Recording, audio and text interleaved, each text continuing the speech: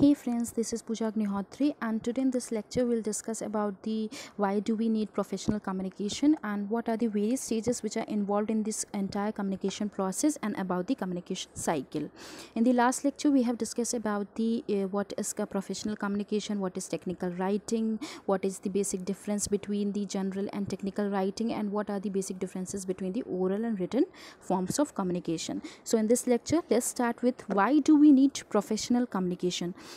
Actually, we need for professional communication because it enables one to share his learnings, his lessons, his ideas beyond the borders. It enables one to prepare professional documents, the variety of perspectives, and also it enables one to connect, to make the connections and to form a network with different peer groups, different employees, subordinates, different sort of people having different mindsets and different form of idea forms. So it enables one to basically form the connection and a network.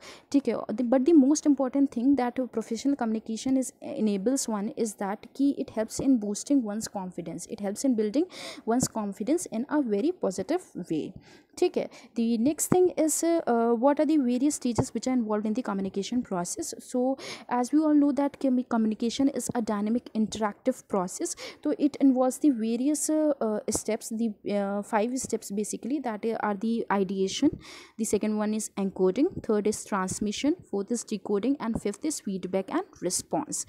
So the very first step is the ideation process. Ideation क्या है कि जो communication process है ये start ही करता है ideation से. Ideation का मतलब यहाँ पे होता है कि किसी भी आइडिया का फॉर्मेशन या फिर मैसेज का सिलेक्शन. ठीक है, it basically consists of what of communication is and is concerned with content of specific message to be presented.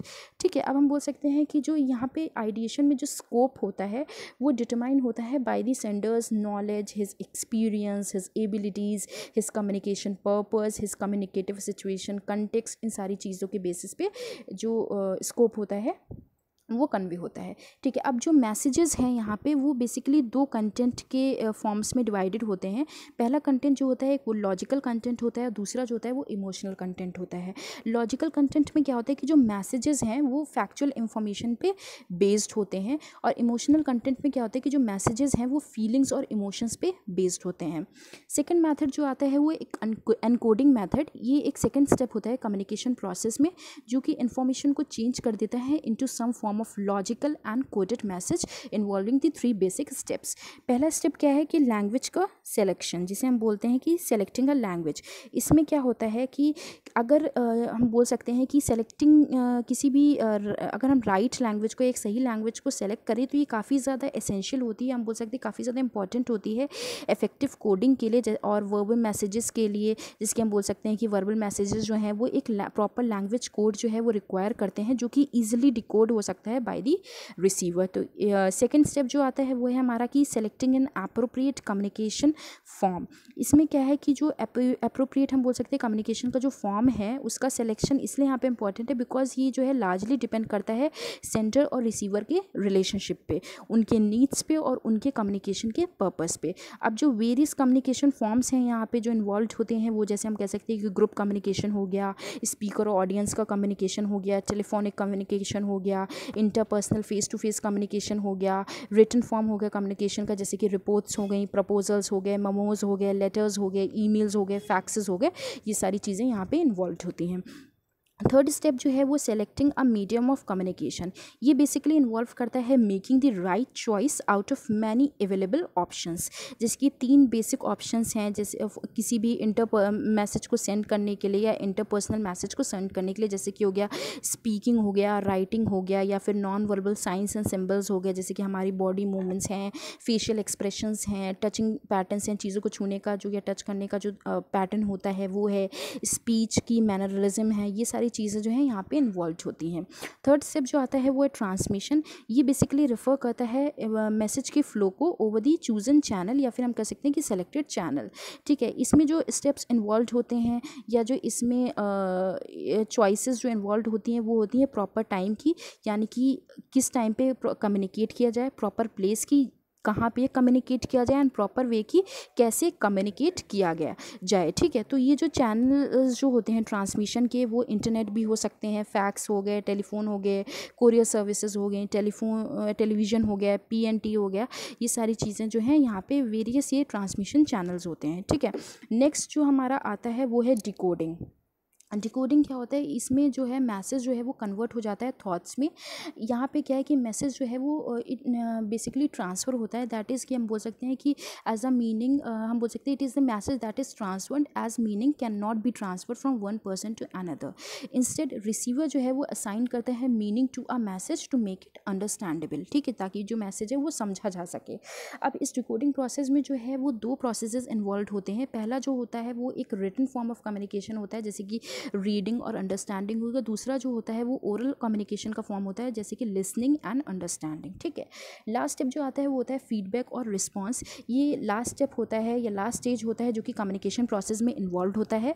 ठीक है, ये दिखाता है रिसीवर का जो मैसेज जब रिसीवर के पास पहुंच जाता है तो रिसीवर का क्या एक्शन है या उस मैसेज के ऊपर रिएक्शन क्या है रिसीवर का, ये एक्चुअल में दर्शाता है यहाँ पे। ठीक है, ये बेसिक की होता है टू कम्युनिकेशन हम कह सकते हैं, और ये सेंडर को जो है वो हेल्प करता है, उसे एनेबल करता है ये समझने में या ये जानने में कि जो मैसेज है वो एक्चुअली रिसीवर तक पहुँच चुका है और रिसीवर जो है उस मैसेज को समझ चुका है।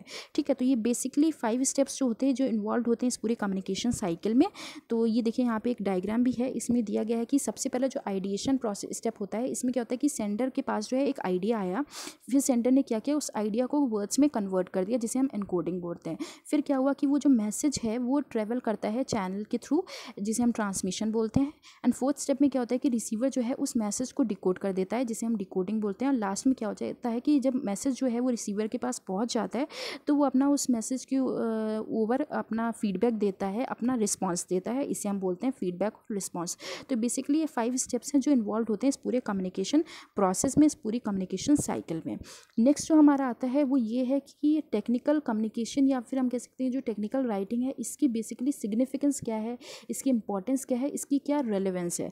तो हम बोल सकते हैं कि जो टेक्निकल राइटिंग है या जो टेक्निकल फॉर्म ऑफ कम्युनिकेशन है, ये एक यूनिक फॉर्म ऑफ राइटिंग है। ठीक है, यहाँ पे क्या है कि कोई भी पर्सन जो है वो कम्युनिकेट करता है कोई भी स्पेसिफिक मैसेज को किसी भी स्पेसिफिक ऑडियंस को। ठीक है, तो रीज़न इसका क्या है कि ये जो तो इसका रीज़न ये है कि ये जो है टेक्निकल राइटिंग को है काफ़ी एक इम्पॉर्टेंट फैक्टर बना देता है एक राइटर के वर्क एक्सपीरियंस का। ठीक है, अब जो है कि टेक्निकल राइटिंग कुछ कैरेक्टरिस्टिक्स हैं जो कि क्लियरली डिफाइन करती हैं इन टेक्निकल राइटिंग के सिग्निफिकेंस को।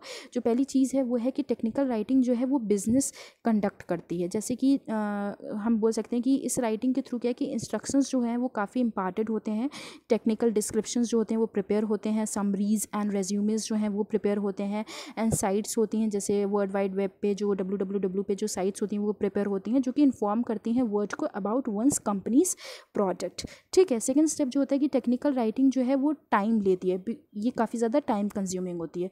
थर्ड कैरेक्टरिस्टिक क्या है कि टेक्निकल राइटिंग जो है वो मनी कॉस्ट करती है। जैसे कि हम बोलते हैं कि गुड राइटिंग जो है is suppose to have additional monetary values other than salary, besides जो गुड प्रपोजल्स होते हैं वो जनरेट करते हैं इनकम को। ठीक है, फोर्थ जो कैरेक्टरिस्टिक है वो है कि as an extension of one's interpersonal communication skills.